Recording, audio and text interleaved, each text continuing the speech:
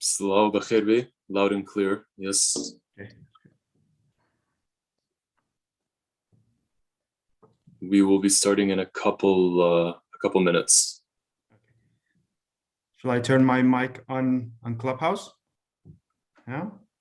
Yeah. You can turn it on and just keep it on. Okay. And once we start the event, everybody will be able to hear us through both platforms. Okay, sure.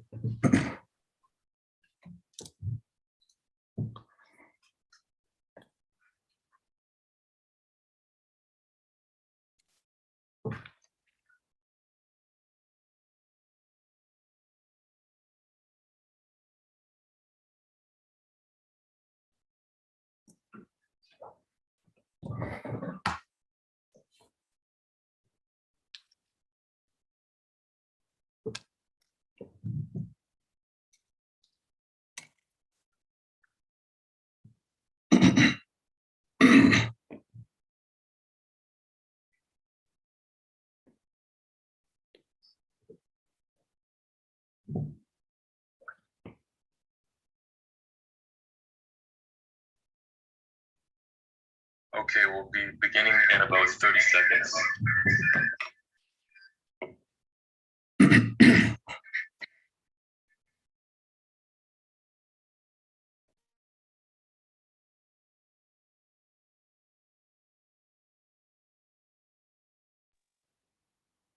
So Jiyar, for the sake of not having any echoes, when we're talking, or like when I'm asking a question, because we're going to hear it on Clubhouse as well, just if you can mute your mic on Zoom, and then we won't have any echo or feedback coming on Zoom. Thanks.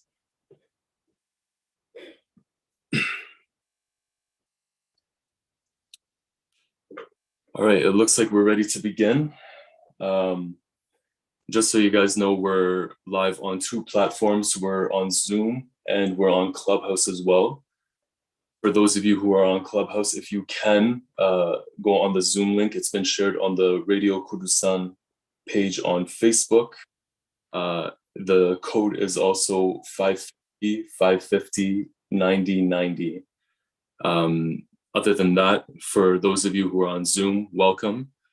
It's great to have everyone here. First off, I want to welcome every single one of you. Very first event hosted by Radio Kurdistan English. Now, this entire project began with a group of people sharing their thoughts on a matter that is near and dear to all of our hearts, and that's the independence of Kurdistan. After only a few months of online networking and engaging in discourse in multiple forms, we've managed to build a community of Kurds throughout the world who aim to bring international awareness to the call for Kurdish independence. And it is for this very reason that I want to begin by thanking each and every one of you for being here and continuing to help build this community that we now have. And with that being said, we are ready to begin our first event, and that's the main impacts of social media on Kurdistan national movement. So what are the main challenges or obstacles that Kurds who identify with their Kurdish identity and nationality face on social media? How has Kurdiyeti or Kurdish nationalism been affected by the growth of Kurdish social media? These are some of the questions that we will address in today's conversation. And we will have a presentation portion where the topic will be discussed in depth. Following this, we will have a question portion for the audience to ask any questions to our guests that they may have in mind in regards to our topic today. And for our guest today, we have Dr. Jiyar Aghapouri, who is a visiting fellow at the London School of Economics and a postdoctoral researcher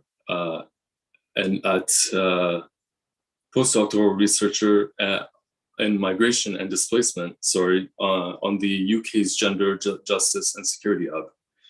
He has a PhD in politics and international relations from the University of Auckland, and his research and teachings are in the areas of migration, ethnicities, nationalism, social media activism, with a particular focus on Kurdistan and Iran. He has actually written quite an amazing piece on today's topic called Towards Pluralistic and Grassroots National Identity, a study of national identity representation by the Kurdish diaspora on social media. We are very lucky to have him here today. Mr. Aghapouri, thank you for joining us, and the floor is yours.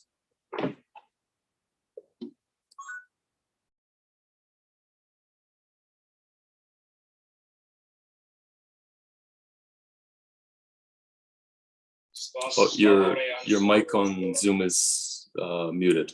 Kakja.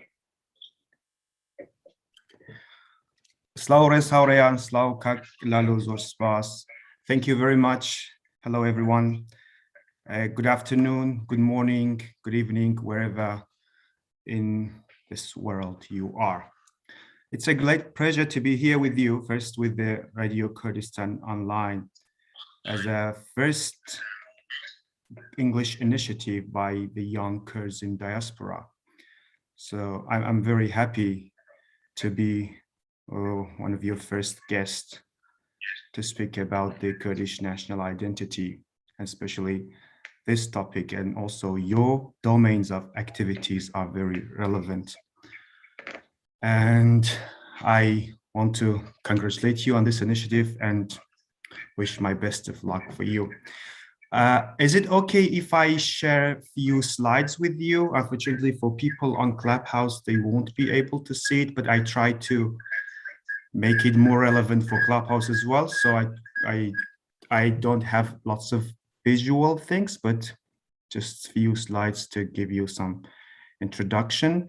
I want to give a brief introduction about Kurdish media, and then we will go about online and social media, and then we accept questions from you, Lalo, or from other audience that we are proudly having them today. So I'm gonna share. Yeah, good to go. Just a slide with you.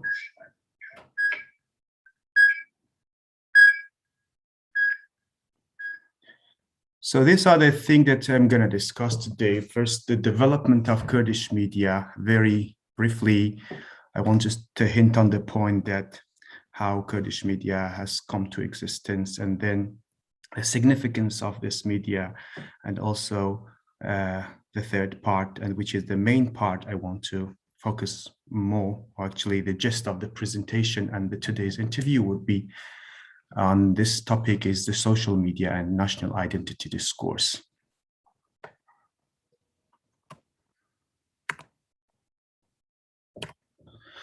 So Kurdish media, if we start from broadcasting media, by broadcasting media, we mean particularly we mean print media and also TV and radio media.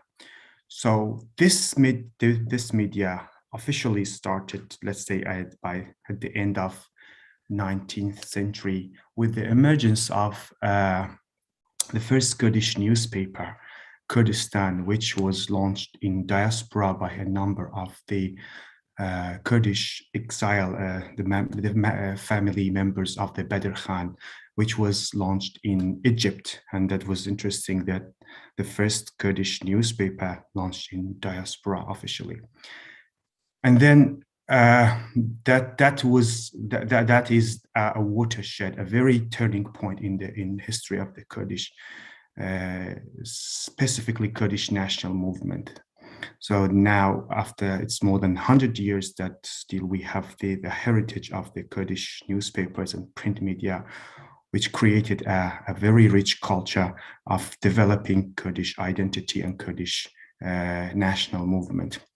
The other point is, turning point in the Kurdish media is the radio, emergence of radio. And it is very interesting that also radio started from the diaspora as well.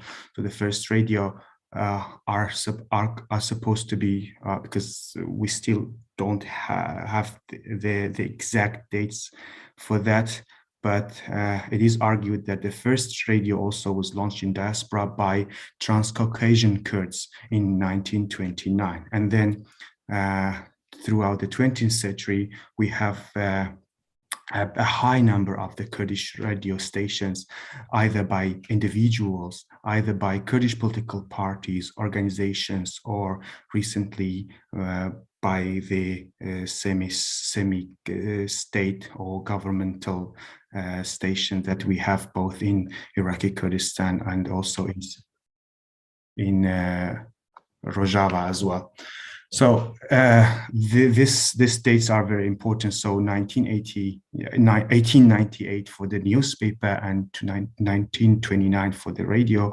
And also the most important one is the emergence of satellite TV, that also satellite TV was launched from diaspora as well by the emergence of the Med TV, which created a very rich and outstanding culture for going Kurds on air, as the term that is coined by the scholar Amir Hassanpour, late Amir Hassanpour, which made the Kurds to sovereign online.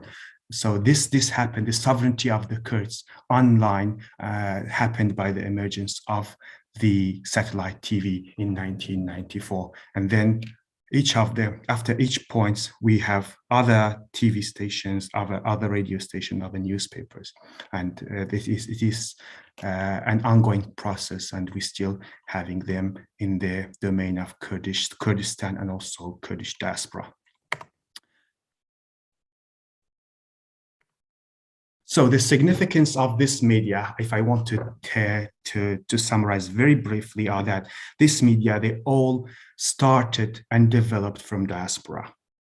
And then the formulation and reconstruction of the idea of nation, Kurdish nation, I mean the Kurdish modern nation, transition from ethnicity to nation, this has been developed by media. That's why it is very significant that this notion of nation building was created by, or was brought by new media, by media, and also, and particularly the kind identity, the different restructuring of the Kurdish identity and also Kurdish nationalism. So what we have as what Benedict Anderson called he's one of the main scholar of the nationalism. He discussed about imagined community. So this imagined community of Kurds, this definition of who we are, who they are, this otherness and we-ness was created and developed by Kurdish media. And again, I'm just quoting from the late Amir Hassanpour, who mentioned it as a Kurdish media as the organ of Kurdish nationalism. So that is the main significance that I could summarize here.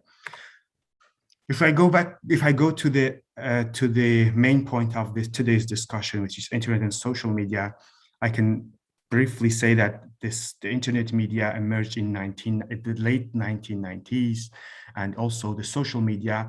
The growth was after 2005 and mainly 2010 for social media, after emergence of Facebook and also Instagram, Twitter, YouTube, and also recently Clubhouse is one of also influential media as well. Interestingly, social media was also developed by in diaspora as well.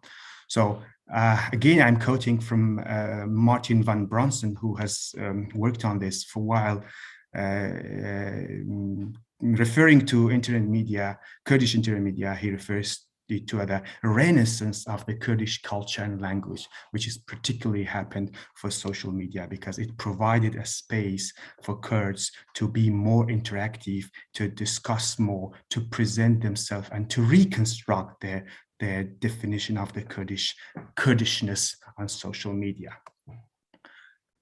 So these themes that I have mentioned here, these 4 themes are those themes that I have worked during the last few years they have collected from cyber ethnography. So these themes emerged after a study of almost 1 year of the Kurdish social media, and the topic that the thesis that I have written about, that I wrote about, these themes that are most dominant themes that are available or are shown or are displaying by Kurds on social media. So the main one is ethnicity, that most of the users that I have studied, this sort of their definition of ethnicity, the representation of their Kurdish ethnicity was the most dominant theme that the Kurdish users were interacting with or were discussing about. However, it is different how this ethnicity is defined. This is something else. I don't want to go deeply into that, but I just wanted to, the main thing in ethnicity was self-identification as a Kurd and Kurdistani. And it is very important among the Kurds in diaspora. So, for example, there were many Kurds from Turkey or from Iran who, when they went to the diaspora, they were identifying themselves as Iranian or as Kurdish first, because of this rate of this waves of assimilation in Turkey and in Iran, or even sometimes in Iraq and Syria, but to a lower extent. But specifically for Kurds in Turkey and in Iran, social media provided them to define themselves, to identify themselves as Kurd. And even when you look at their profiles, when you look at the majority of the profiles, the Kurdishness is the obvious identifier for their identity, this was different before the emergence of social media. The other theme that came up within my studies was culture. So it is being through a process of definition and redefinition on social media. Kurdish culture is being presented and is being reconstructed on social media, and it is available among specifically the Kurdish influencer, the social media influencer, which they want to display their Kurdish culture either through personal identification or through collective identification among, like showing their festival events and the photos, the video of the things that they have done. So the representation of the Kurdish culture, and also introducing the Kurdish culture to the non-Kurds. So this is also happening on social media only, which is very different from the previous media, which we could not do this. We couldn't present Kurdish culture in a limited TV program, but within social media, this has been possible. The other thing with culture was presentation of arts, literature, language, and also the amusement part. There you have seen many Kurdish, funny clips that are being presented or showing in other languages as well. Probably there are many criticism against them, but this is a fact that social media has provided the space to for this sort of activities to be shown and to be represented.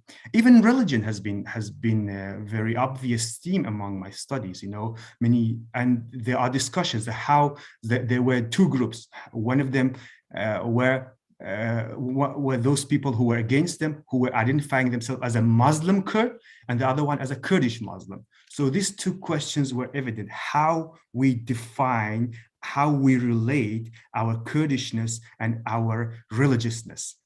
So these two were evident, although in some time there were clashes between them. But the thing that is common in both of them is that Kurdishness that was available in both of them. And then the most important theme was politics. I'm quoting from one of the users who said, "Even our breathing is political." So the occupiers of Kurdistan must be blamed for the division of Kurdistan. So these were the two codes that I am just writing here, because they were very important. They were defining the nature of the Kurdish social media political activities. Most of the Kurdish social media political activities were going on based on these two codes. Our breathing is political. It means everything that Kurdish users are doing on social media, directly or indirectly, is related to politics. So this politics could be political parties politics, and could be the politics related to the occupiers of Kurdistan, or those countries which are ruling Kurdistan, or the countries with Kurdistan is being divided between them. So these two themes define the culture of Kurdish political activities on social media. At the same time, social media provided for online movement, for sharing and distributing the rallies and the protests, the gatherings, and connecting a bridge between the Kurds and non-Kurds. These non-Kurds could be governments or could be the public in European or American countries. So we can say that, so here, for political activities, social media provided a kind of informal bridge for lobbying Kurds, for lobbying the Kurdish issues and Kurdish case among the within the diaspora countries. So if I want to summarize this discussion that I have been through within the study, within the thesis and the paper that I have wrote, I can mention these points. Yeah, there is a diasporic connectedness online and offline. So it means that we cannot separate online arena from the offline. So there is a direct relationship between these two. Whatever is happening in offline is being represented online, and vice versa as well. Sometimes online can influence the offline activities. Sometimes offline activities could influence online activities. And there are examples. For example, sometimes in Clubhouse, you hear a discussion and you see the repercussion of this discussion on broadcasting media and TVs. There are also other activities. For example, the cases like Afrin or a referendum in Kurdistan, the cases happened offline, but they had direct implication on social media as well. And this was very evident in diaspora. Another important thing that is significant to social media, and it distinguishes it from this offline media, is this pattern of communication. In offline media, I mean in broadcasting media, as Benedict Anderson says, there is a message. So the message is produced from one source to thousands or millions of audiences. But in social media, we have many-to-many pattern of communication. We have thousands or million of producer of the message, and also thousands or millions of receivers of the message. So here we can have, that's why it takes us to the next step, that is the wider imagined community, the thing that I've termed a wider imagined community, which is very different from what Anderson says in, not actually very different, but different from those imagined community that is a hierarchy imagined community. Here, we can have thousands or millions of perception of national identity. Each of us could be a TV, could be a radio, and could produce this national message to the wider imagined community. So consequently, because of this pattern of communication, in social media, we have a participatory and pluralistic presentation of Kurdish national identity. But again, all of them are sharing one thing, that is Kurdish. But this perception of Kurdishness, or this Kurdishness, or this Kurdiety, is different from what is presented by, for example, a Hawrami speaker, or what is presented by a Sorani speaker or a Kurmaji speaker.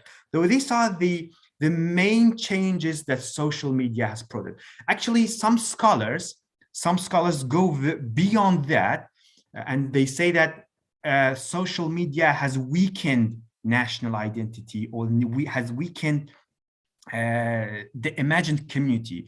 But I can't buy this argument, obviously, because I still argue that we have this imagined perception of national identity, but it is a diversified, it is a polycentric, it is a participatory national identity that is going on social media. Still, ethnicity is a very driving force. And this is exactly here that it could bring some questions to the very modernist perception of nationalism, that they totally ignore history and ethnicity. Here, in case of Kurdish nationalism, we still have ethnicity, but this ethnicity is going through is being presented in a social media time.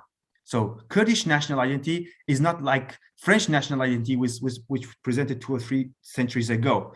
So we are presenting in social media, and definitely its nature has changed. And whenever we want to look at this, if we don't accept this reality of the diversity within the national identity, we will be going a wrong way that the other national identity discourses in the Middle East have been through. So this is what, at the end, I have termed my findings, or this sort of national identity presented as social media, as a grassroots imagined community. So instead of saying a weakened imagined community, or instead of accepting the pure perception of imagined community, I call it grassroots imagined community.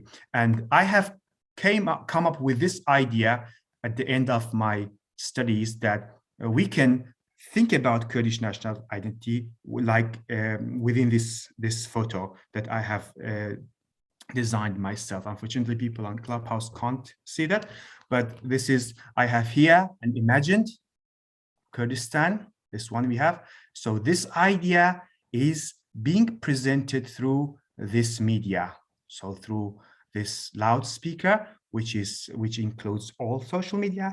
But consequently, what we have still a Kurdistan here, but with different people, different color, different shapes, different ideologies, different languages, and different opinions. And I will stop here because I'm sure you will be having questions, and then I can still go on the social media discussions.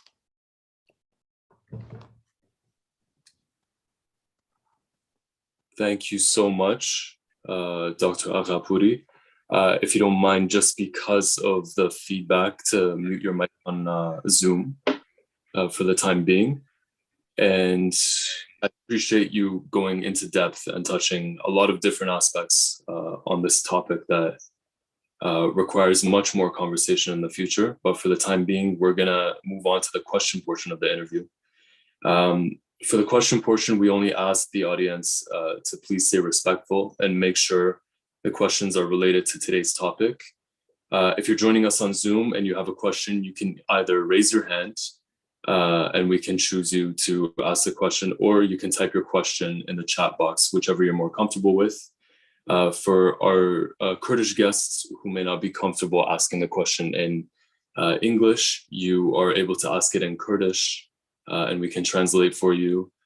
So I'm going to quickly say it in Kurdish. Bo binarani ka Kurdin u İngilizce kan zor baş nabe ya behez nabe atwanin ba Kurdi persiyar ka person who tercüme kan ba İngilizi bo binarani biani. So for everybody else on Clubhouse, we will try our best to take a couple questions from the audience there as well, depending on how much time we might have. But in the meantime, I will start off the portion by asking a couple questions to Dr. Aghapouri, if that's okay. You touched on a lot of different aspects, but I want to ask somewhat of a comparative question. And we have, of course, the Kurdish issue of Kurdish identity is a unique issue. We have our own unique challenges that are separate from other identity issues or other independence movements. But we've seen a lot of political movements, specifically independence movements, gain a lot of traction and support through social media. When you look at movements such as the Catalan independence movement or the Palestinian independence movement, you see that they have been able to successfully use social media as a tool to spread their voices throughout the world. And yet there still remains very little awareness about the independence movement for Kurdistan. So my question is, what are these independence movements doing on social media that Kurdish social media is missing out on?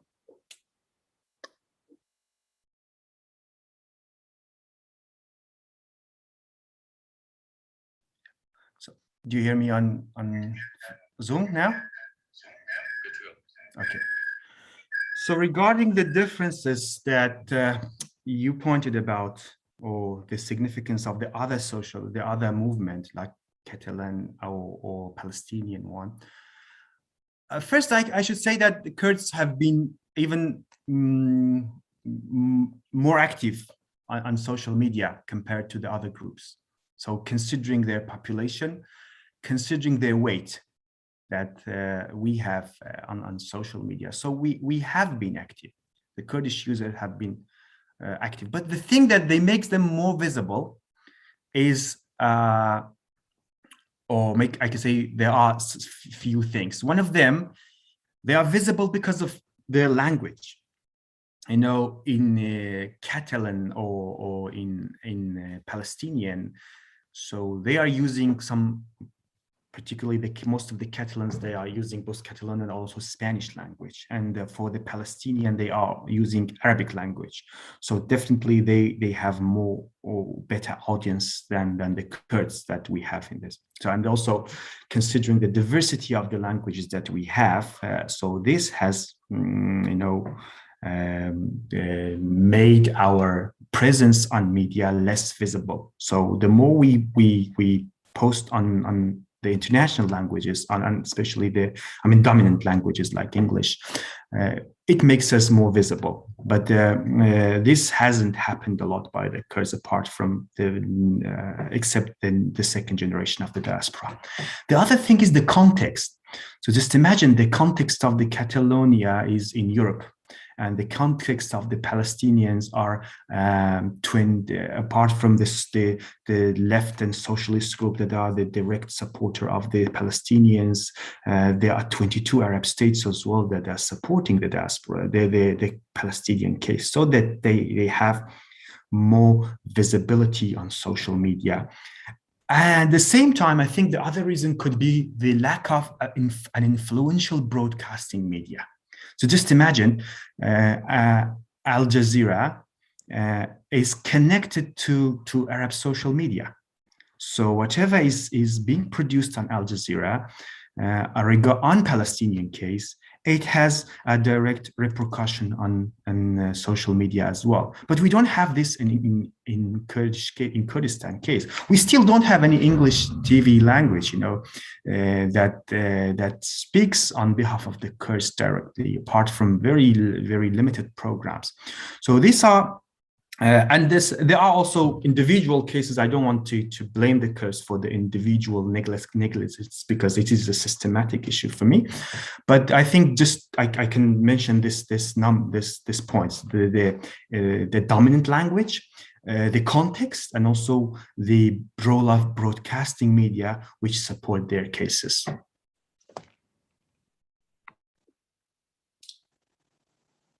Perfect. Thank you so much.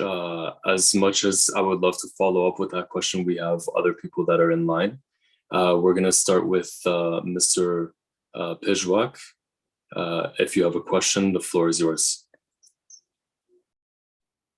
Thank you, Lalo, and thank you, Kakmani, for preparing this fruitful, actually, debate and discussion. So I do have a question for Mr. Aghapouri. You were mentioning, or you're defining a new concept called grassroots imagined communities, or grassroots. What was that? Grassroots imagined communities, or grassroots national identity. Okay, so don't you think that the whole concept of the imagined community, which was presented by the Benedict Anderson, was a kind of a theory of hegemony, a theory of a kind of a hierarchy and the power kind of a power discussion, in nature of power discussion. I mean, don't you think that actually we can say that the social media means that you are giving the print and broadcasting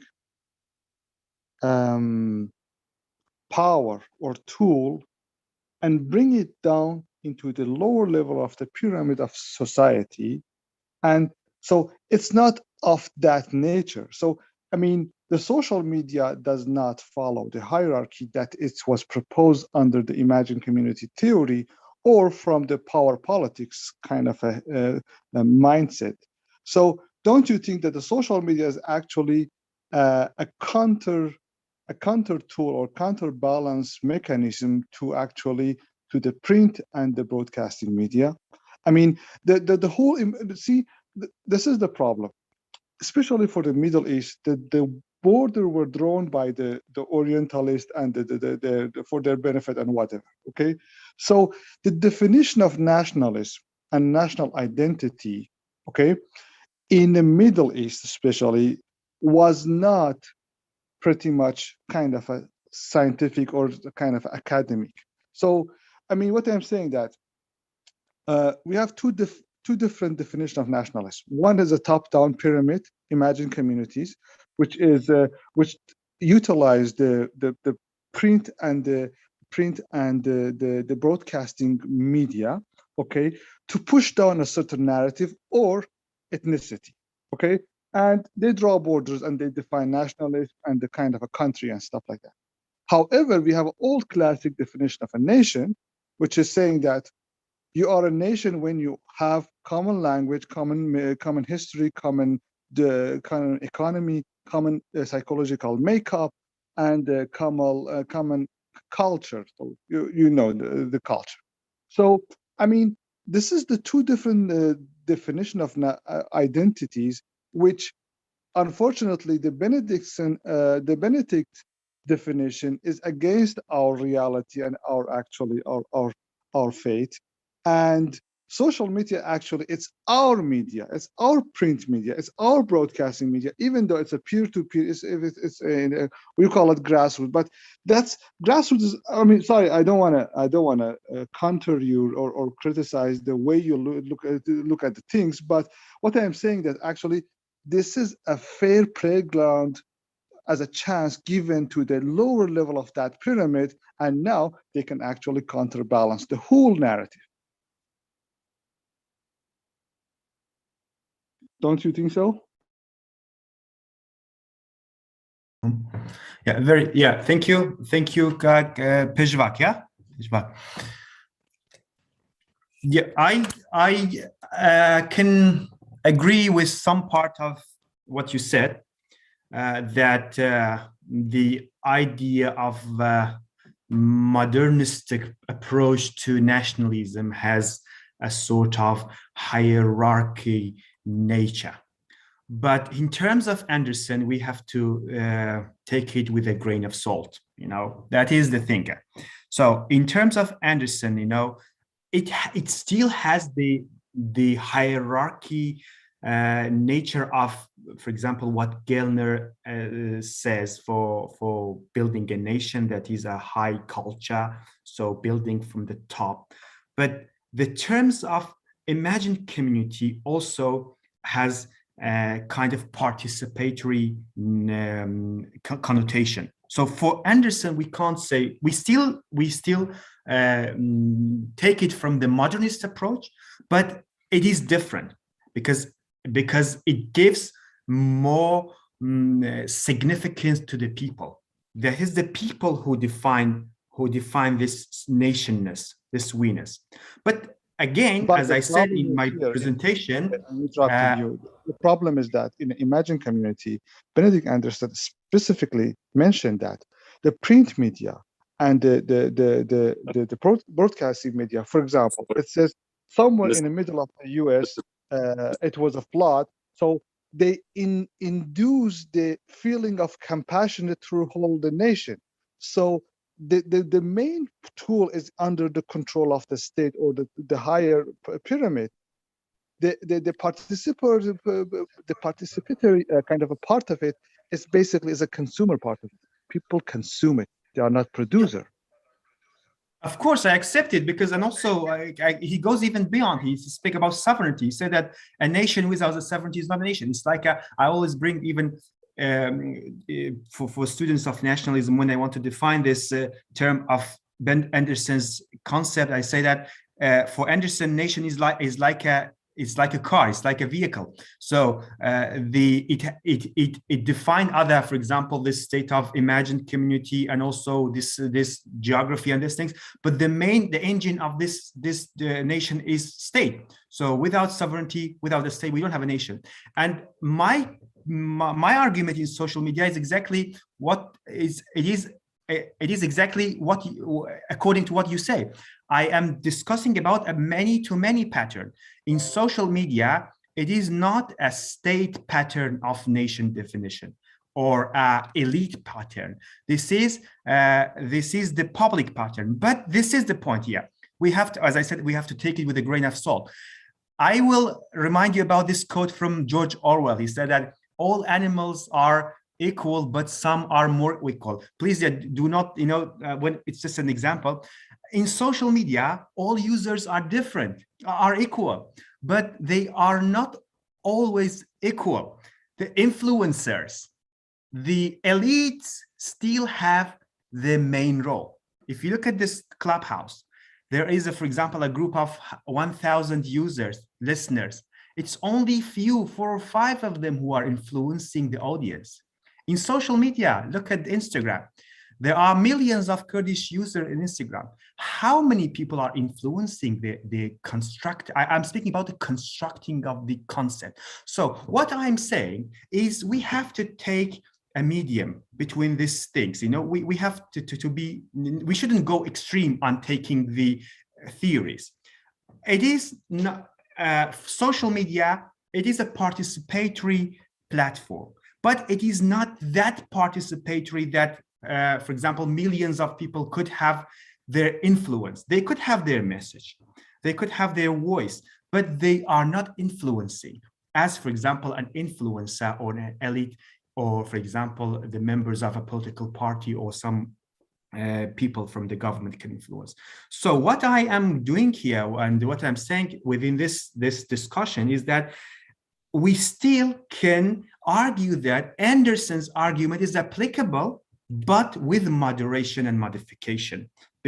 And I am taking this exactly the idea of imagined community, because to me, nation is a modern phenomenon. Nation is different from the perception of, for example, Kurdishness or Persianness or Turkishness that we have from 10 centuries ago, or many people go to the 20 centuries ago about the perception of Kurdistan. So I'm not talking about the Kurdish culture or Kurdish ethnicity or the historical development of the Kurdish identity. I'm just talking about the modern aspect of Kurdish nation, which for me, it emerged from the last century, from the end of the 19th century to now. But to me, it's a process, and social media is also one aspect of this process. Thank you for that answer. And for future reference, for those who are asking a question, please just ask the question, and we're not going to allow for follow-up questions only for the sake of time. We want to get as many questions in from as many different people as possible. So next, I believe, was, I want to say Kak Majid, Mr. Majid, you are next, and then we'll move on to Adan next. Please, Mr. Majid, go ahead, the floor is yours. Yes, thank you very much for your this evening. Sorry, my English is not that good, but I'm trying my best. Actually, I want to thank you, Mr. Jiyar Aghapouri, for his presentation. I just wanted to add something to his presentation about the effect of the impact of the social media in the Kurdish nationalism, which was maybe I missed or it was not mentioned. It is the integration of the Kurdish nationalism, because while there was print media in the diaspora or radio media diaspora, the diaspora community and the Kurdish community in Kurdistan were separated. There was no any interactive dialogue between them. So the social media has built a bridge that integrated the nationalism of diaspora with the Kurdistan, which means that the the understanding of the Kurdish needs and the Kurdish nationalism from the grassroots in Kurdistan and diaspora is more closer. This is part one. The part two is the Kurds, among other Kurdistan parts. For all parts, they have been able through the social media to find each other, to build a dialogue within themselves, and this dialogue actually helped to understand each other. This common understanding of each other has helped to grow the Kurdish nationalism in a realistic way. One critique that, or one of the weaknesses that the Kurds has in the social media, especially in the Twitter, we don't have such activity as let's say that the Twitter diplomacy, which could be organized, as Mr. Jiyar mentioned this is the speech as well. So this is maybe the things that I wanted to mention. And once again, thank you very much for this presentation.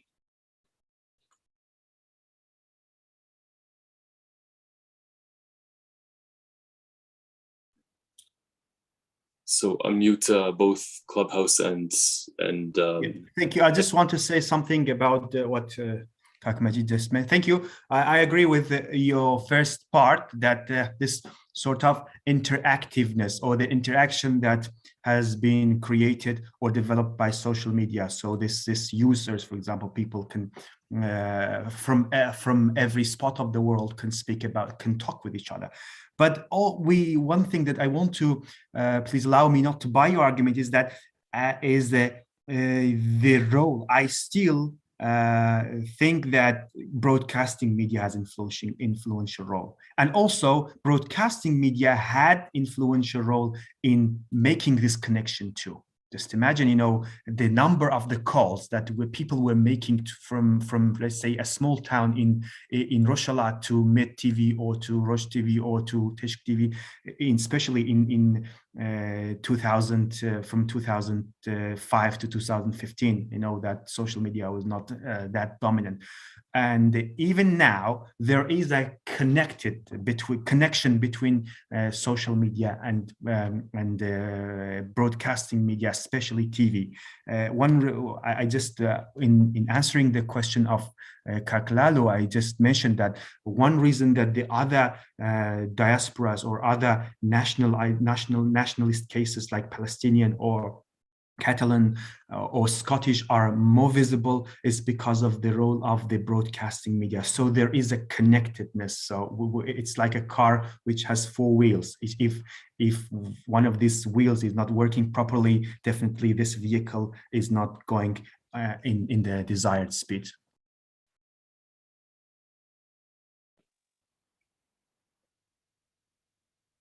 Thank you, Kak Jiyar. Sorry, I'm just balancing two platforms at once, and it's a little hectic. But the next guest that we are going to hear from is Mr. Yuval. Yuval is actually a newer activist, and he is quite active on many different social media platforms. He's an academic as well, and he has some familiarity with the Kurdish cause. For those of you on Clubhouse, you won't be able to see him, but you'll definitely have the pleasure of hearing him.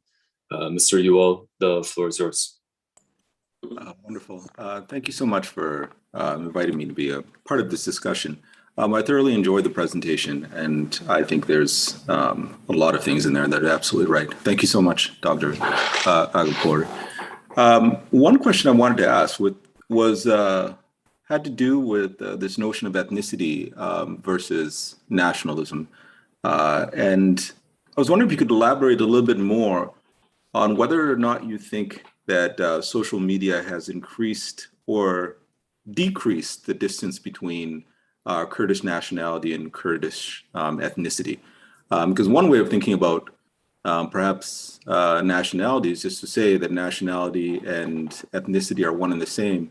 And if social media has increased this sort of grassroots imagined community, then one might think that it's increased the sense in which people feel more ethnically Kurdish and start to identify Kurdish ethnicity with Kurdish nationality.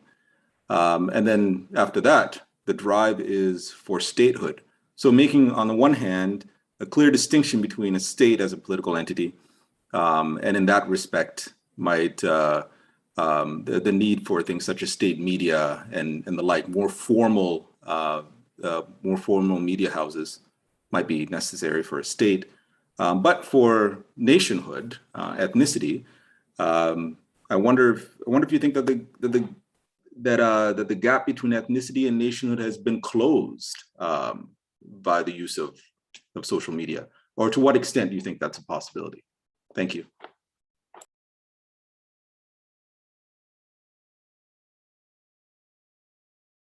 I'm also bouncing between Zoom and Clubhouse, so it takes. Okay, thank you very much, you all. A very good question. Actually, you just dragged me to the theory again, because I have to explain ethnicity and nationalism again. So, you know, the domain of social science is very complicated, and even political science. But believe me, one of the most complicated area is nationalism and nation. So I have been studying or even teaching nationalism for many years, but still I am really hesitant to say what nation is, because it is a very complicated, you know, there are thousands of definitions from different perspectives that define nation. But if I say from the most common definitions, and in a very simple word, based on my perception of the modernist approach, because I believe that modern is a nation construct. So it is different from ethnicity. And this ethnicity could become a nation. It's very simple. Ethnicity, the difference between ethnicity and nation is like, some people say that ethnicity is that nation that has been an ethnicity that become politicized and going toward a nation and form a nation state will become a nation. So it could be Kurdish, Palestinians, French, and German, and so we have ethnic groups. We have thousands of ethnic groups around the world, but not all of them could become a nation. So this nation, first of all, they should go through a politicization process. When they go through a politicization process and they go into the stage of forming a nation states, this is, we can say, the completion of the nation building formation. But I don't agree this kind of, you know, quantification of nation, that if the nation build the state of their own, they become a nation. To me, nation is a process. Even when you form a nation state, you can't say that I am a nation, because until you form this, until you give this source of identity to people that we are one nation. Just imagine what happened in Afghanistan. For example, one of the thing that made this failure, that caused this failure in Afghanistan, was lack of nation state. Although they have a nation of a country that is defined in the category of a border and sovereignty and this geography, this history, but they didn't have this sense of belonging to that territory. In Iraq, it's 100 years that they are working in the building a nation from different ethnicities, but they were not able to be successful in this, because they haven't formed this imagination that we are one group. So we have two sort of nations. One, nations that are merging based on the historic, ancient or historic ethnicities. For example, like what we have in Germany, in China, or these groups. But they are going through a process. You know, we can say that they are, for example, 100% nation, or 80%, or 90%, or 50%. We can see nation through a process.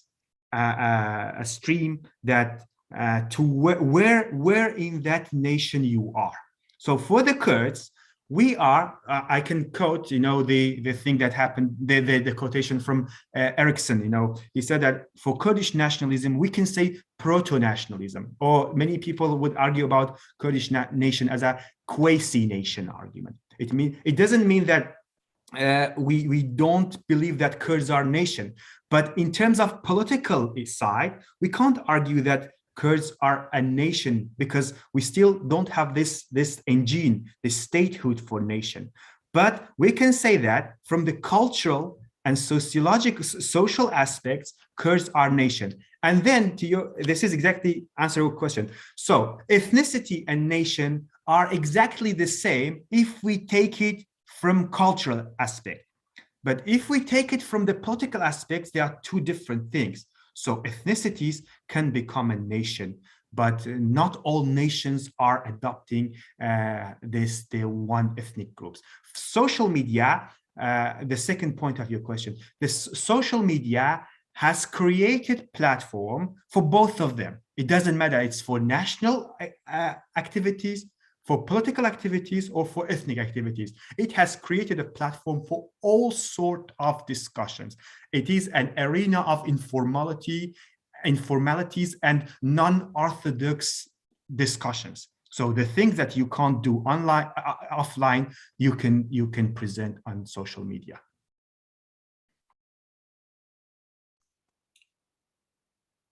Thank you very much for that.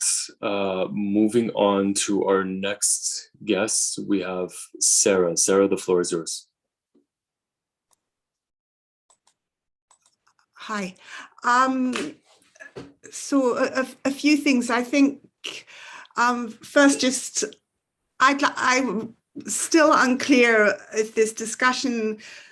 I think when people are talking about a nation, sometimes there seems to be a bit of an elision between whether we're talking about a nation state or a nation. And if this is a discussion about, I mean, Kurdish independence, a lot of people would not want a nation state. There's a big anti-statist movement, of course, from Öcalan. So I'm a little confused about the use of nations sometimes.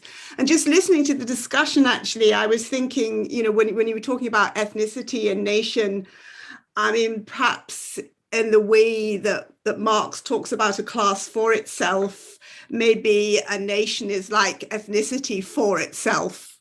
But it doesn't have to move to a nation state. I don't think that it's incomplete without there being a nation state.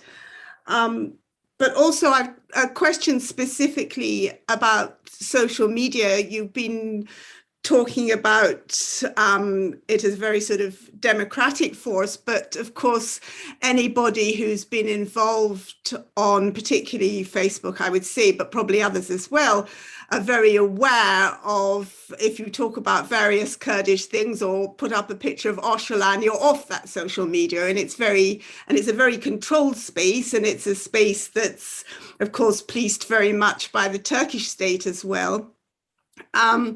So I wonder if you could comment a bit both about those very overt controls and also, what the algorithms do to how much we're seen or how much we're talking to each other in our little bubbles, and how if political things can be very controlled in how much is being seen. And, certainly Facebook at the moment is getting very difficult. So a comment about that sort of control, both the overt political control and the algorithms. I'd be really interested in your thoughts.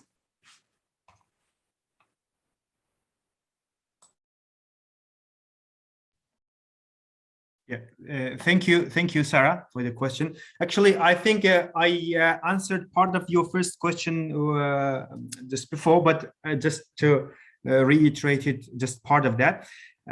Ethnicity and nation, as I said, if we take it from the cultural aspect, they are the same, because even for those concepts, but a concept that defines an ethnicity, part of that it could comes from that define nation, they could come from ethnicities. So ethnicities are nations are politicized ethnicities. So for those nations which are coming from an ethnic background, But we have also nations which are not adapting ethnic background. For example, like US, like some of the European countries, like Switzerland, or those countries which have different ethnicities. So we have two patterns of ethnicity, two patterns of nationalism. One, nationalist groups which are coming from those nations which, or the majority of the nations which are formed from one dominant ethnic group, and the other nations which have different ethnic groups. So this is part of this. So we have to define these two sort of nations. And then, yes, you're right, some ethnicities could not look for becoming a nation. So this groups will remain just as an ethnic group. For example, in New Zealand, Maori are those people that have been colonized by English people, by the Britain or the Europeans. At the moment, so they are working, or they are looking for their demands within this nation of New Zealand. So while they are keeping their ethnic background, so they are not looking for forming a Maori state or a Maori nation states within New Zealand. So they are an ethnic group looking for having influence or for going to the government within the New Zealand state. So they are keeping their own identity as an ethnic group. It could be some ethnicities could avoid proceeding for nations if their demands or if their national rights are met within that geography. So it's not always that all ethnicities could go for forming a nation. And again, the definition of the nations and nation states are very close together. So as Ernest Gellner, one of the dominant scholar in the area of nationalism, he said that nations are or nationalism or nations is this concept that the geography of those nations is congruent with the political sovereignty. It means that when the political geography of a nation and the national or cultural geography of a nation are similar, we can say we have a nation state within that geography.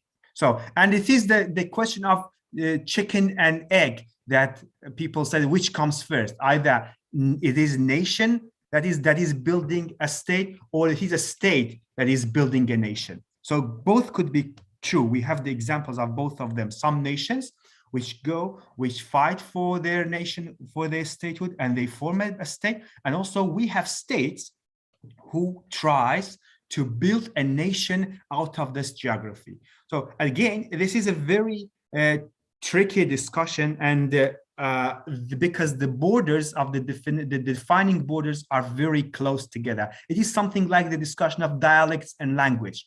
If we take it from the linguistic perspective, many linguists believe that dialects or language are the same. Some people say that dialects are those language who have armies. A language, a dialect which has army could become a language. It means which has power. So it has power to be represented. It is the same for ethnicity and nation. Those nations which have been politicized, which have political demand, they could become a nation when they have their state of their own. And for the second part, the control over the Facebook. Yes, in Turkey and Iran, we have this control and surveillance again on social media. But still, studies show that despite this control, we can see the voices from Turkey and from Iran, from the people, from the Kurdish people, or from the other national minority groups, within this country. So what does it say? It means that despite the control, despite the very intense surveillance, still social media has this power to transmit the messages. even the Facebook is banned in Iran, or sometimes even there are discussion that they want to even ban Instagram and other social media platform. But social media is much easier to use than the other media. For example, when a satellite TV is banned in Turkey and Iran, it is almost impossible to access it. And it takes lots of time, efforts, and even money to access a satellite TV. But for social media, it's not like this. Despite the ban, despite the high control, they have this potential to be accessible again by the users. It's definitely not as much as, for example, the diaspora people could use, but still they could use it. Most of, for example, my fieldwork that I did, most of my participants were still from Iran and Turkey, despite the ban of social media in these two countries. So again, I say we shouldn't see it black and white. You say that, okay, this one is when it is banned, people can't use it, and when it is open, everyone can use it. It is a very relative process. So, but what I say, I'm just comparing it with other media. In comparison with the other media, social media has this capacity to be used for transmitting and for constructing and reconstructing the national messages.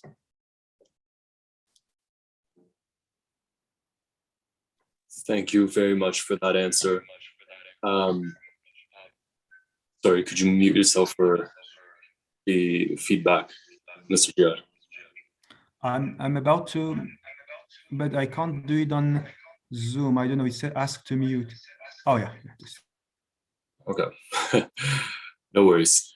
The next person up is Adan Anwar. For those of you who don't know who Adan is, he's actually a young Kurdish activist in Sweden as well. He has his own podcast called Between Sun and Mountains podcast that's available on all platforms. Adan, the floor is yours. Thank you so much for the introduction, Kak Lalu, and thank you so much for the presentation, Kak Dr. Aghapouri. I really enjoyed it. So I was just wondering briefly, how do you think the ever-growing digitalization of social media will affect the risk of alternative facts, as we've seen through the last couple of years, spread amongst Kurds and their political activism? Because you did touch upon the topic of broadcasting increasing, with that the risk of alternative facts and other types of disinformation spreading as well. And we see that Instagram have implemented live TV, IGTV, and such. So what do you think the future is for Kurds and their political activism? Thank you.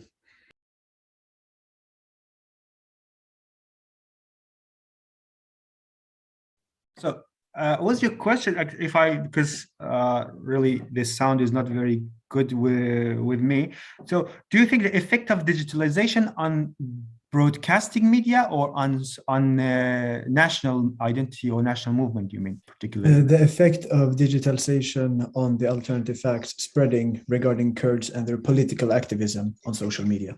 Okay, yeah. Got it.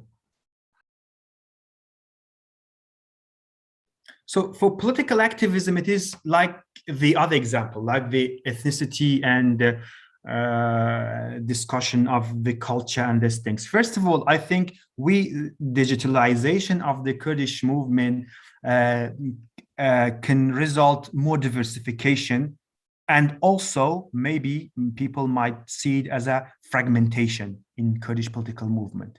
And we can see it visibly on social media. You know why? Because there has always been fragmentation within Kurdish national movement. And that's why it is one of the failure that we can see. So history of Kurdish national movement, unfortunately, has been drenched with stupid rivalries between the groups, tribes, sometimes cities, two cities, political parties, and now even between between elites, it's regardless of the ideology. But in broadcasting media, these differences, these fragmentations could be controlled. But when this fragmentation goes into the public, its control is difficult or becomes impossible sometimes. So we can see that Kurdish movement, while it has been more active now, it has been more represented, and it has a wider audience. The more audience we have, the more diversities and fragmentations we will have. This is a reality of the new media, and this is not just about Kurdistan. It's about everywhere. It's about Europe, Britain, New Zealand, Canada, Iran, Iraq, Turkey. But the thing that makes it more critical about Kurdistan, it's the nature, the status of the Kurds, that sometimes political fragmentations, am I still on Clubhouse? Because I just got a call, I think it was disconnected.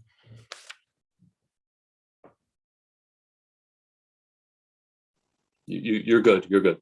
Okay. Can you hear me on Clubhouse? Yeah. Yeah, we can hear you. Yeah.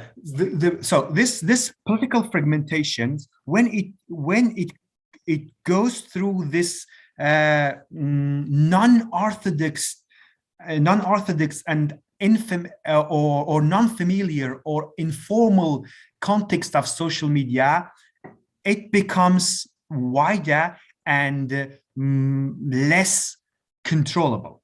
This is the fact that we have to. So how can we look at the case? If we have this perception that Kurds are just one group, one nation, one group, one political party, one ideology, definitely we should see it as a negative thing. But if we change our approach and see Kurdish nation as a diverse nation with different demands, with different opinions, with different language varieties, so in this case, it is not a threat. It is sometimes a positive thing that makes Kurdish national movement distinguishable from other movements in the Middle East.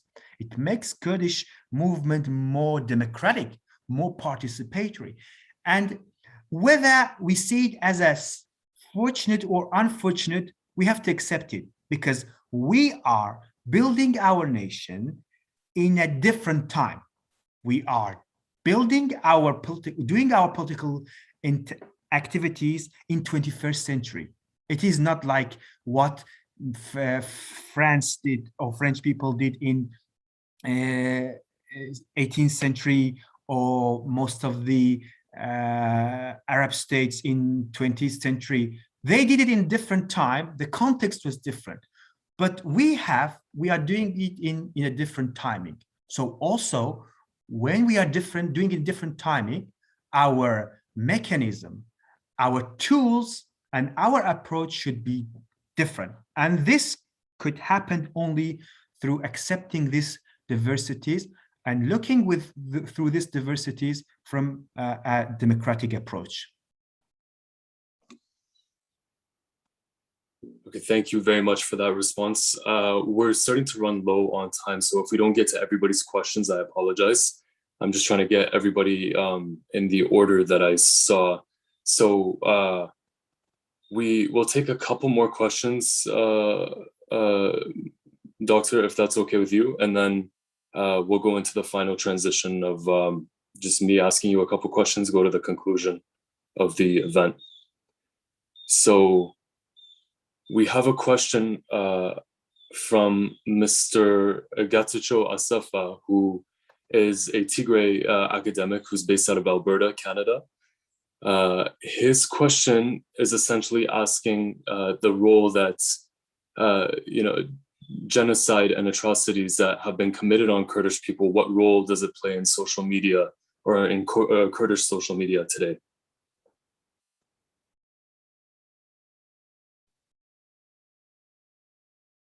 So this is a good question. Also, it's very difficult to answer this question.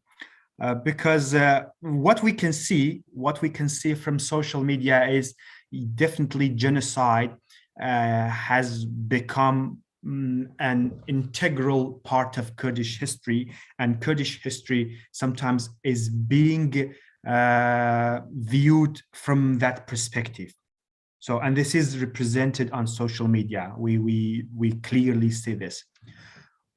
But unfortunately, genocide, or especially Anfal or Halabja genocide in Bashur, has not created a culture for Kurds to redefine themselves, to make it to make this genocide make it useful for their political claim.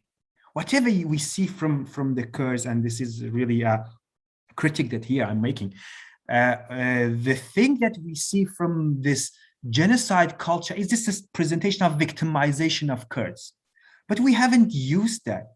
If we take an example of, Japanese Hiroshima and Nagasaki, this created a culture of production for them. After Hiroshima and Nagasaki, we have heaps of, factories. We have heaps of, production culture, a sense of nation based on learning from the past. For Kurds, whether it is political elites or from social media or from the youth, normal people on social media, we have not learned any lessons from the genocide atrocity that was committed against the Kurds.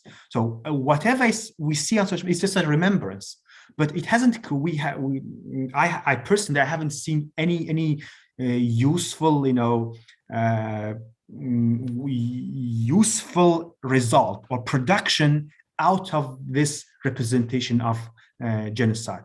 So as I answered very briefly, say yes, it has been represented, but this representation, it was just a simple representation. It hasn't worked on a way to reconstruct Kurdish identity, on a way that they learn a lesson from that, and also to give them a change, give them a change on the way that how their Kurdish nationness should be rooted and should be presented based on from that genocide, not only just by victimization of the Kurds.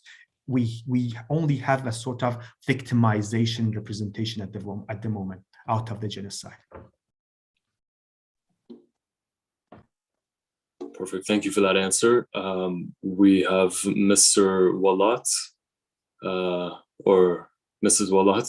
I need you to show your face first to make sure. There we go. Mr. Walat, the floor is yours. Please ask your question. Hello. Have a nice evening, and thank you for this nice event. We have had quite good points about how social media can impact or have impacted Kurdish movement and different aspects of so-called Kurdishness. But one point which was not discussed at all is that the negative aspects of social media. At least if you look at how the social media is used by I cannot say by all Kurds, but by many of the Kurds, that it has got to a point that many people who would like to be more active in social media, but they are somehow stopping to do that because they get quite a lot of negative comments and negative discussion, even if they are not part of Kurdish politics or government or whatever. I just had a quite a few minutes ago, there is a very, very nice news by Rudav saying that 7 Kurds have been selected as a member of parliament of federal in Germany and Berlin. The first 7 comments here, what they say. The first one says that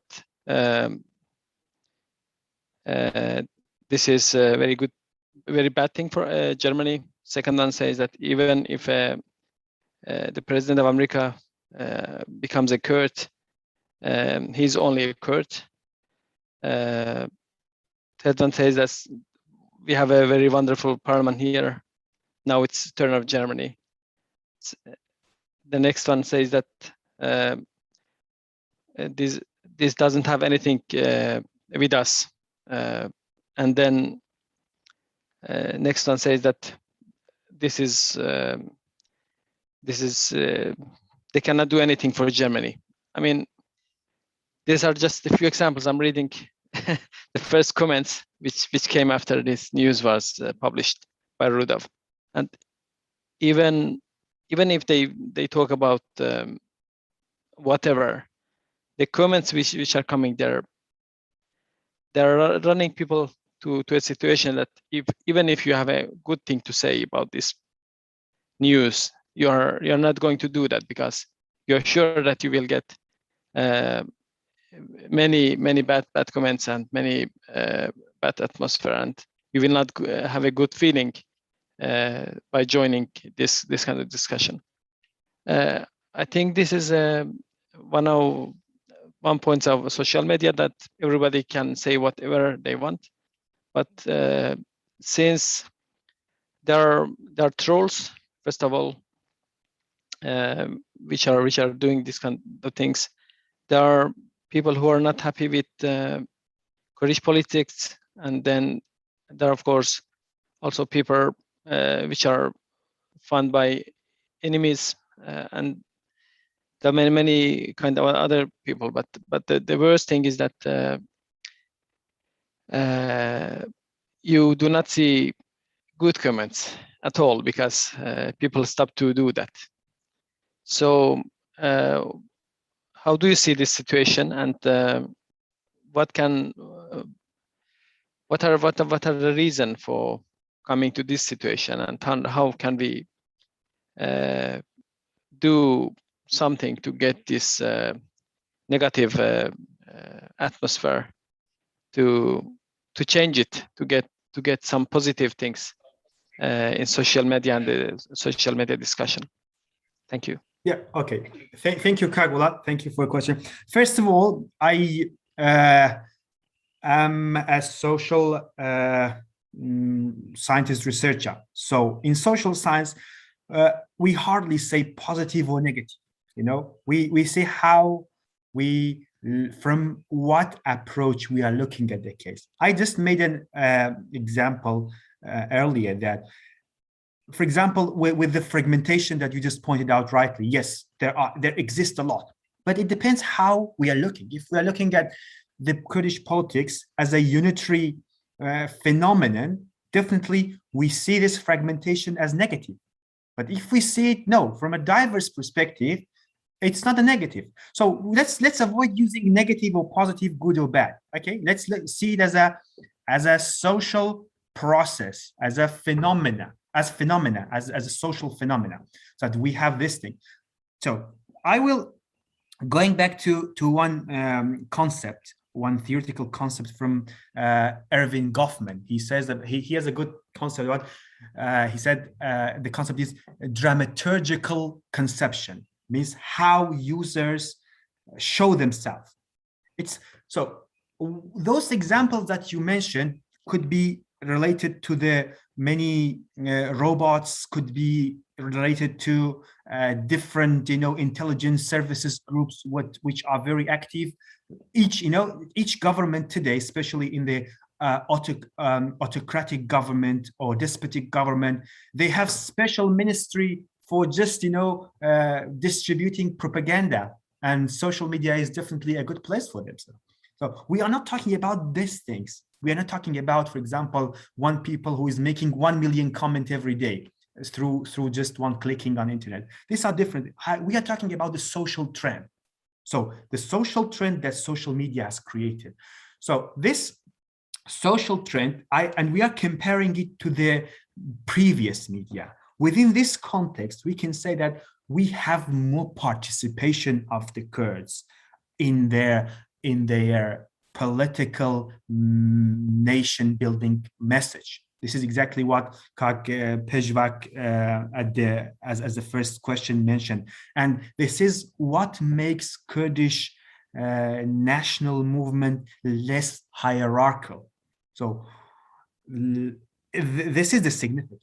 But I agree that we have these issues. When it is less hierarchical, we can say we have more participation of people. And it is like everything else. When you just imagine in, I don't know which country you are, but for example, in Sweden or New Zealand, when a law is going to be passed, it takes 3 or 4 months. Just a simple law. But this law, if you take it to the Turkey or Saudi Arabia, it may pass in 1 minute or 1 hour. Okay, so does this mean that the Sweden one, is bad because it has taken that much, because it has been discussed for thousands of hours in the parliament, but the one is, for example, Saudi Arabia is good because it has been passed in one hour? No, because like everything else, the democratic phenomena takes time. There are more fragmentation, more diversities with them, but they have better results.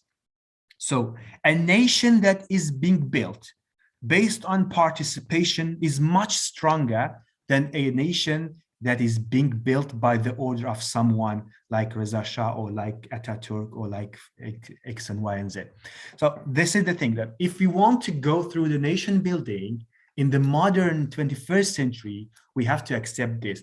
And for the political side, the differences in political side, it is not coming from the people on social media. It is exactly coming from those people, those political parties that are making their messages. You know, it is surprising to say that, for example, even like those governments, most of the Kurdish political parties, they have some services or centers for themselves that are just working in cyber security and cyber propaganda against their rivals. So don't believe on those things that, for example, you see 1,000 comments under Rudao. Just look for them and see none of them are real people. You know, you can hardly find some real people in those comments. So we are looking for those studies that I have looked. I have observed 100 Facebook pages, but all of the data is coming from the real people. I knew that these are real people. I have questioned them about their own the authenticity of their pages or their account. So we are talking about the real people, not those robots that are making misinformation based on their own political agenda. This is different. Actually, and Kurdish social media also, the last point is that it is representation of the offline media. When the offline media is offline ground. When the offline ground is quiet and calm, social media is calm and quiet. So there is a direct or reciprocal relationship between these two. Actually, my point was that because of those, the real people are not getting involved because they are just running to self-censorship. Because the atmosphere is now negative, and if you compare it, for example, to Finland, where I do live. Mr. Walat, I'm sorry, I have to interrupt you because we can't allow follow-up questions. We're on a strict time. But just a short comment, because this is important for this discussion. We can have a discussion later on, but unfortunately we have other people waiting and we don't have too much time left. And it's not fair for the rest of the audience. They won't get the opportunity to ask their questions. So I apologize, but if you can mute your mic, and we're gonna move on to Kali Jeff, who is an activist, a Kurdish activist out of Scotland. She's actually joining us on Clubhouse, so she'll be asking her question off of Clubhouse. Hopefully, our audience on Zoom will be able to hear it as well. Kali Khan, the floor is yours. Thank you, Lado. Thank you so much, Dr. Jiyar, for your insight and knowledge on this subject. Sorry, Kali Khan, if you can speak up just a little bit, just for our audience on Zoom. Yeah, of course. Is this fair? Yes, just a little bit louder, please. Yeah, but no worries at all. Just gonna shout a little.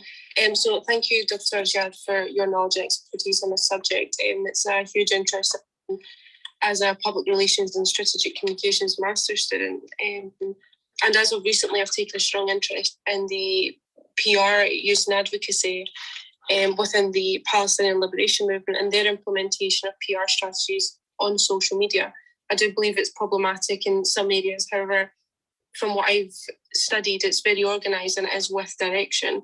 So in regards to the nation building movement from a PR and strategic communications perspective, do you think the noise that we see from the diaspora on social media is problematic due to its unsynchronized direction, due to the political and religious differences within our communities, particularly when it comes to the topic of building solidarity through social media?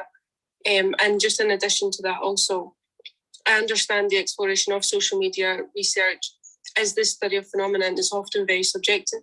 When we are carrying out this research, as you've said yourself, there aren't necessarily positives and negatives.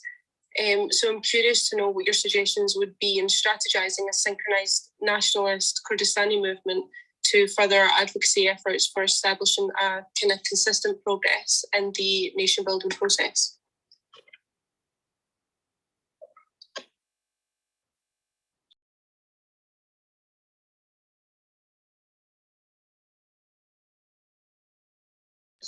Your mic is muted. Public relations, social your mic is muted on Zoom. It's widely accepted, and it's very. Jiyar, your mic is muted on Zoom. Okay, is it okay now? Thanks, Kale, for the question. Social media, you rightly pointed out to the role of social media in PR as well. It is very, very relevant.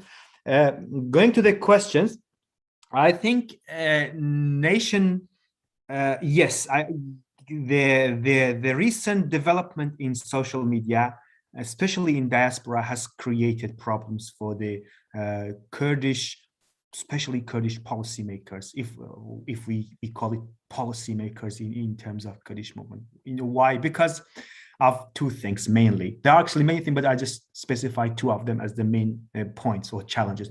One of them, the Kurdish diaspora, specifically Kurdish diaspora on social media, sometimes it becomes very idealist.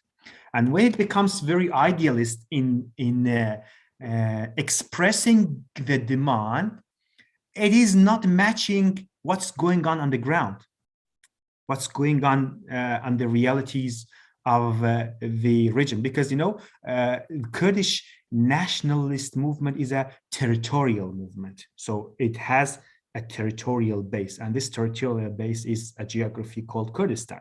So when you are in diaspora and you have this, you know, this free domain of social media, you could become very idealist. That sometimes it's not matching. So one of the challenges, this mismatching between the political process, what's going on between political parties, among political parties, or even within the among the people in Kurdistan, in different parts of Kurdistan, and also what people in diaspora would suggest or propose. The other thing is this challenge of statehood, you know, the representation of statehood. So how you define yourself on social media, it is very important. You know, in online ground, in offline ground, there is limitation.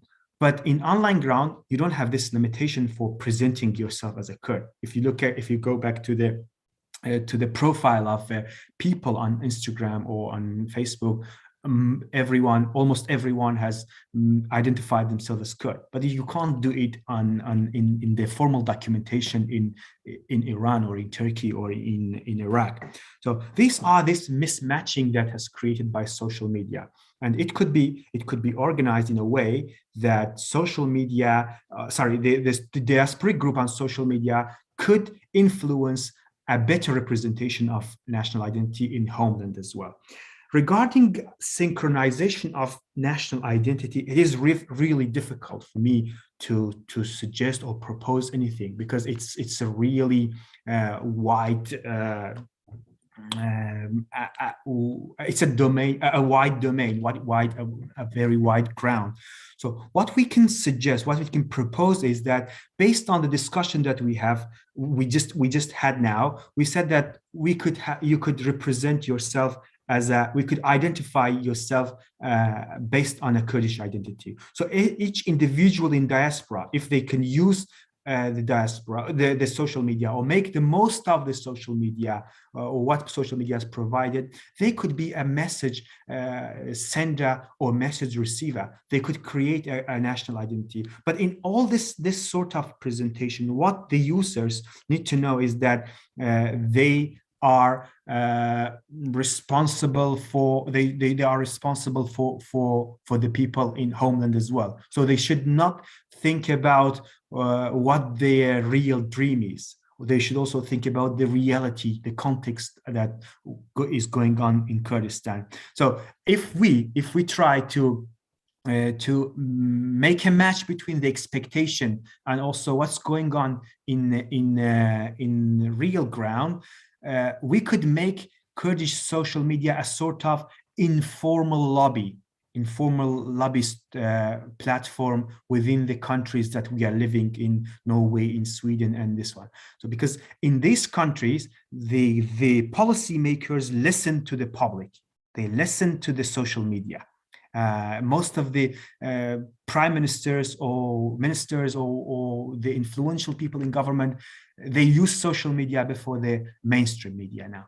So we can use this provided platform as far as we know what we are asking. For example, if you ask your Norway government today and go, okay, why you are not recognizing Kurdistan as a country? So definitely no one would listen to you. But if you make it more realistic and say what you want and use social media for that request, definitely social media in diaspora could be influential in not only making a national message, but also in developing the Kurdish demand into a sort of lobbying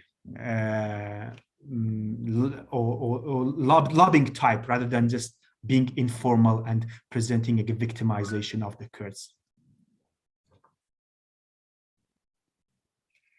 Thank you. That's perfect. Thank you very much. Thank you.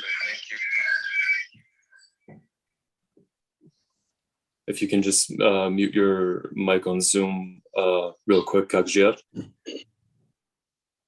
Thank you.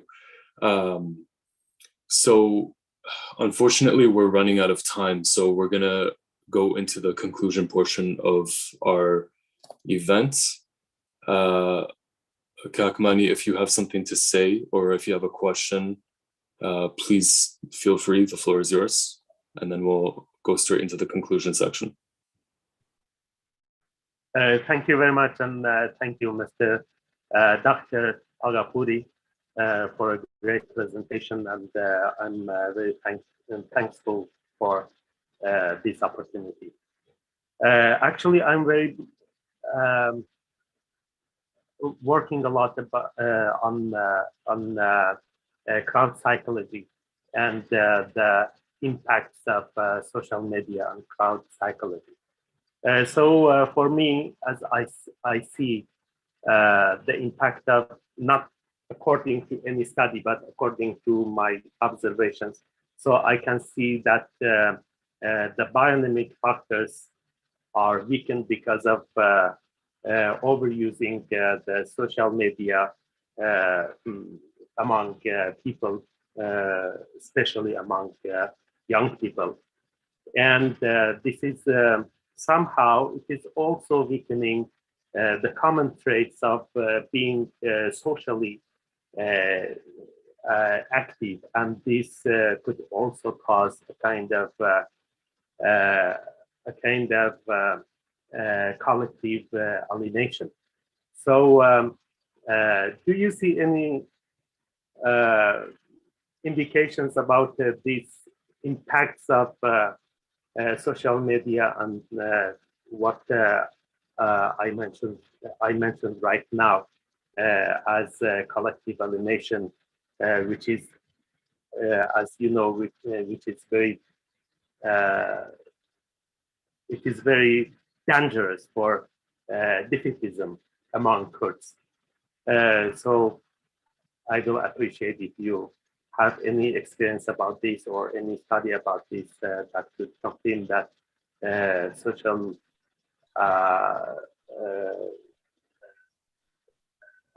media has this kind of impacts on crowd cycling. Thank you. Thank you, Kakmani, and thank you for organizing the event as well. I really appreciate it.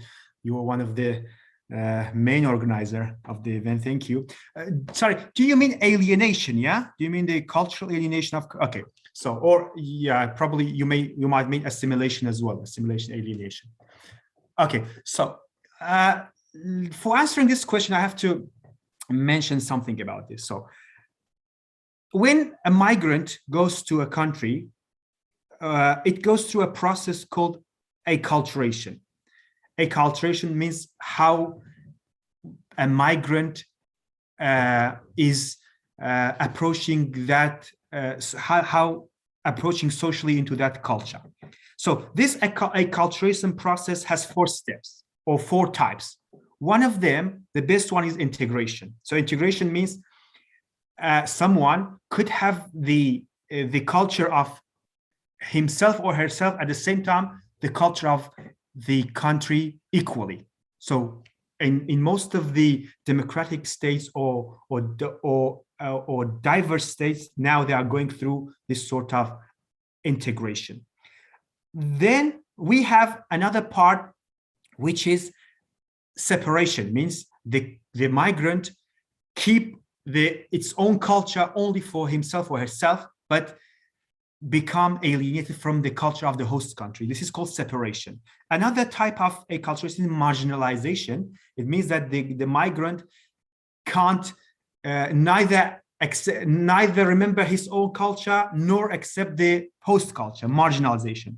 The worst one is assimilation, that this migrant is getting assimilated or alienated from his own or her own culture, and then 100% accepted the other culture. So we have this, it is very common when you speak about this acculturation, there's 4 types. So what is going on in social media? I think we are not going assimilation.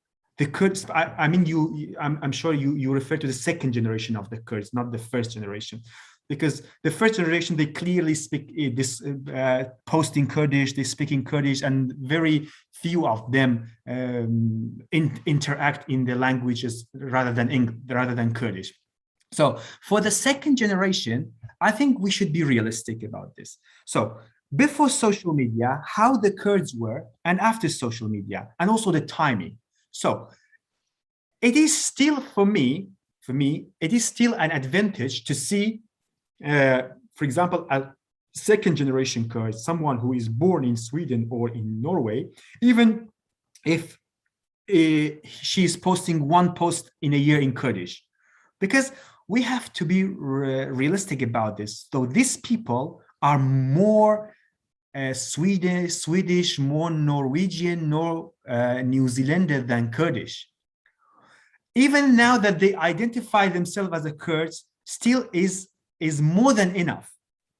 But how this in social media, as I also pointed out before, it's important that how we channelize their activity, how we make the most of their potential in redefining the Kurdish identity, and also in finding a lobbyist or creating a kind of lobbying from social media or social media lobby. Now, for example, some diaspora like Indians, they have this. They are more powerful. Social media in India are more powerful than the Indian government, for example.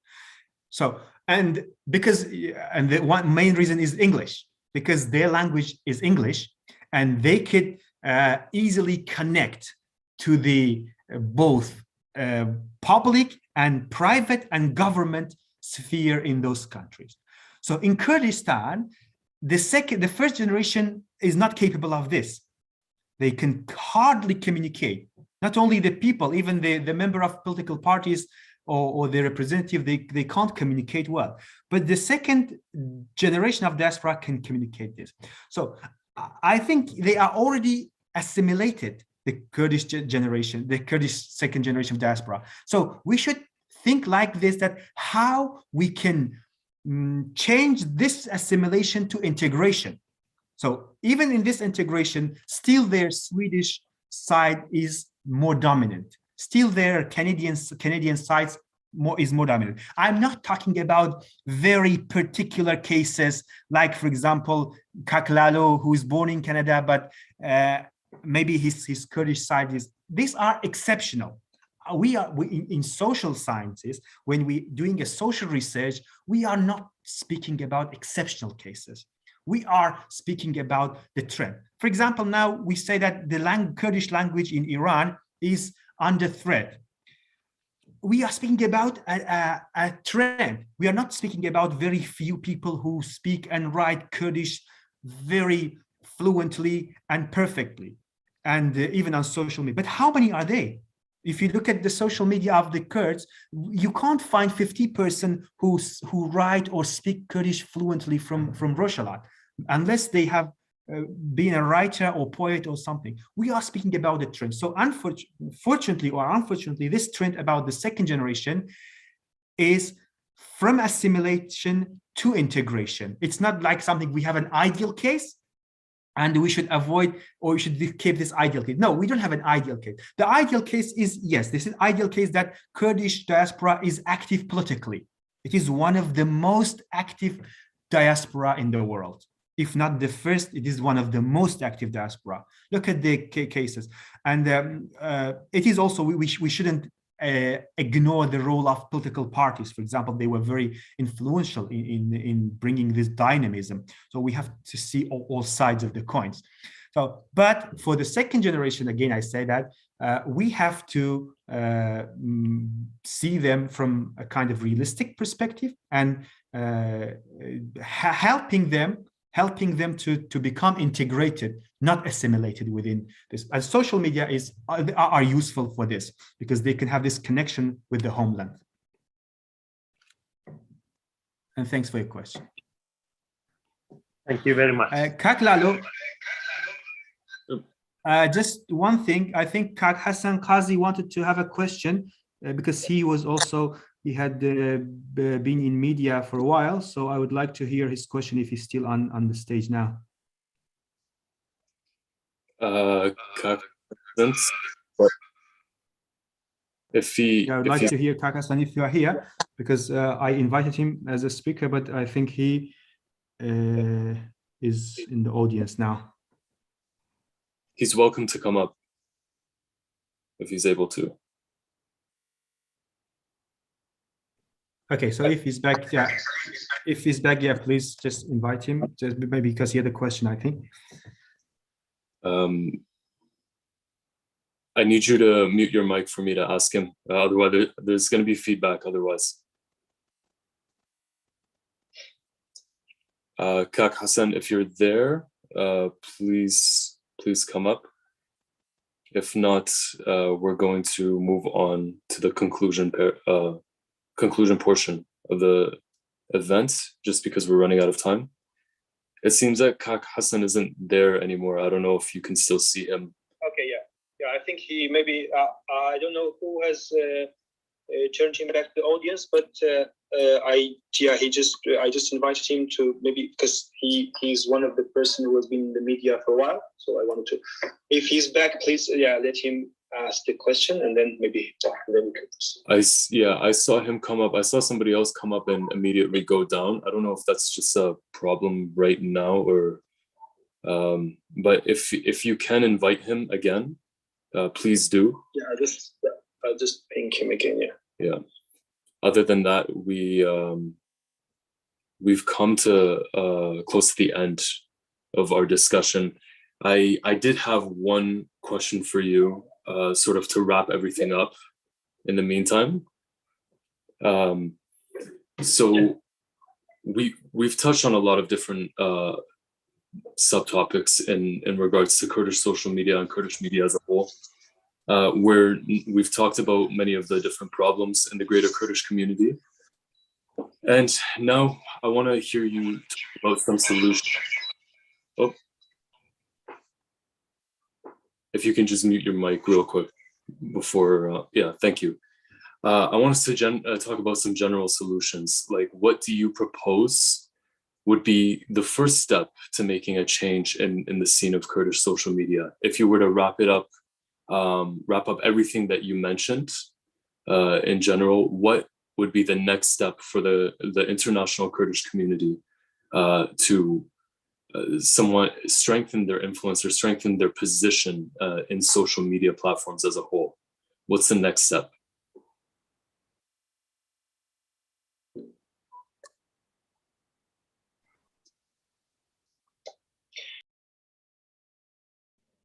Yeah, so I think I pointed out some things as solutions, in one of the questions. I think it was maybe I was in Kale's question that contains some solution. But again, I will just reiterate them again.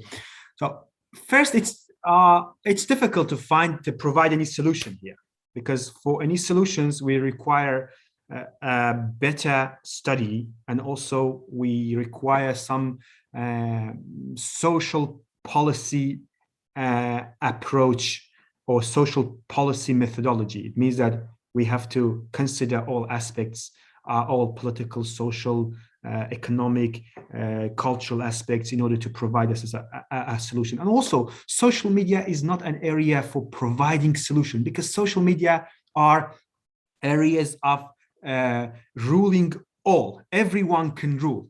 It's the rule of all for all. I repeat that quote of this the George Orwell one, that all are equals, but some are more equal. It is exactly like this. So here, all are equal mean that we can have our own presentation. So in our own presentation, we have to consider these things. When I'm saying we, I really hate being very normatively speaking, like we have to do this, we should do this. I really don't like to mention these things, because it is a sort of normative analysis or normative present, and I am not into that one. I usually like to speak empirically, from the studies that we have done something, rather than going very theoretically and imperative or imperatively speaking. But as a simple, or maybe as a result of our discussion, let's say, we can say that from these things we learned that on social media we can be available, and our presence matter. So everyone could be present. It doesn't matter that you have to always produce a context. Even one share or resharing makes sense. It is important, because you will see people hear what others says, and this is a kind of exchange of information. So if you are active on this one, you will get more audience. So we should know that everyone could be a TV, everyone could be a radio on social media. So we know we should acknowledge our role, our presence, and then we should see what are the issues that are most important to be addressed, because we can't speak about everything, and if we speak about everything, we don't get the audience do not trust us. But just imagine if someone is a writer and it's only speaking about its own writing issues. One is politician speaking about its own political issues. One is a singer. One is a salesperson. So if we know our capacity and also our opportunities, we get a better audience on social media, and we can relate everything to our Kurdish cause. So for all of them, we have to know that what cause we are rooted from. We are rooted from a nation that has a legitimate demand for being a citizen, for having a state. So if we have this national cause in our mind, we can implement it to our daily activities. This is important. And the other thing that is very urgent for us is the role of language, because Kurdish language is under threat, both in diaspora and also in the homeland, particularly in Iraq, in Iran and Turkey, these two countries. So even one post in Kurdish give a legitimate role to the language. So it is very important. So maybe some people think that it doesn't give me enough audience, but we can have we can use multiple languages on social media. So the role of language, giving when you write in Kurdish on social media, it doesn't matter what dialects or varieties of Kurdish, but when you write to this language on social media, it brings it out from the family circle to a kind of formal circle, to a kind of public sphere. So when a language goes to the public sphere and becomes more formal, it could survive better and more, especially when in today's 21st century, when it is under threat both by the globalization threat and also by the policies of the states like Iran, Turkey, that they have given language no status, no formal status in that. So this is also an important one. We have also we have to be also to avoid being too idealist on social media. These are the things that I can suggest only as an idea, but not as a solution, because to me, social media is not a problem that we find a solution for that.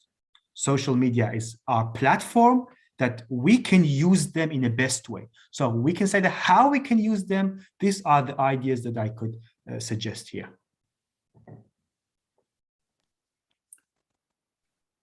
Thank you so much for that answer. I'm going to need you to mute. Sorry, yeah, it's a little challenging bouncing it on both platforms. But yeah, we've reached the end of our event for today. We've hit the 2-hour mark. So first off, I want to thank everybody that has taken part and joined and listened to this discussion. We've touched on a lot of important topics today. Hopefully we can have future conversations on this topic and many other topics in relation to Kurdistan in the future. Dr. Aghapouri, if you have any final words you would like to say before we wrap it up, the floor is yours. Yeah, one person has asked me on Clubhouse that he said that you never mentioned Failis in your talk. Do you lack knowledge about us? First of all, yes, I have actually. I can acknowledge. Yes, I acknowledge that I lack knowledge about Failis, but I do recognize. I didn't mention any particular Kurdish dialects or Kurdish group or whatever language or discussion. That when I'm speaking about Kurds, I mean everyone. So I mean Sorani, Hawrami, Kermanji, Faili, Zaza, Izadi Kurds, all of them. So I do not distinguish between them. And when I'm speaking about Kurd, you can have your own Faili Kurdish national production as someone like me who could have Sorani Kurdish national production. So there's no difference between this one. You could have, but it's important that how we are. If you go back, if I don't know, you are on Zoom or not. But if you see the photo, the picture that I have designed myself, it includes all diversities. So we, as an individual member of social media, could have this presentation and reproduction of a national identity. You, as a Faili Kurds, also could have the same role, even much more than me or someone else from Kermanji or from Haurani background. So we do not distinguish between the dialects of Kurdish or even the different religious groups in the society of Kurdistan. But thanks for your question.